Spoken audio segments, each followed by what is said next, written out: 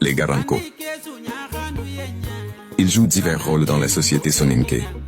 Ils sont généralement chargés du travail de cuir, tannage de la peau, fabrication de chaussures et autres petits objets en rapport avec le cuir.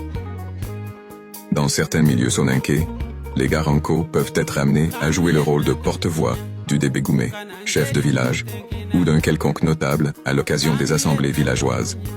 Cependant, cette fonction est en voie de disparition à cause de l'introduction des moyens modernes de communication, comme le microphone dans les villages soninké.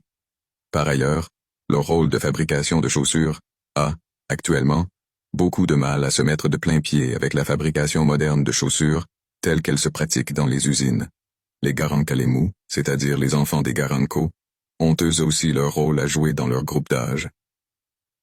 À l'approche de chaque fête religieuse, les jeunes des villages soninké sont partagés en classes d'âge et cotisent pour s'acheter du sucre, du lait, entre autres, tandis que les Garankalemu sont dispensés de toute participation à la cotisation. Cependant, ils sont chargés de faire le thé, d'aller chercher le feu à n'importe quel moment de la journée ou de la nuit pour les besoins du groupe auquel ils appartiennent. En milieu soninké, les Garankalemu sont surnommés les Hanekunko, c'est-à-dire littéralement ceux qui sont à la charge du groupe. Par ailleurs, dans la société soninké, les Garanko sont d'excellents connaisseurs de chevaux.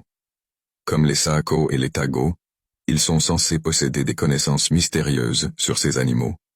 Et ils sont très doués en matière de télékinésie, autrement dit, ils peuvent, de loin, faire tomber un cavalier de son cheval au cas où celui-ci ne respecterait pas les règles d'entrée dans le village, c'est-à-dire le ralentissement de la vitesse de l'animal.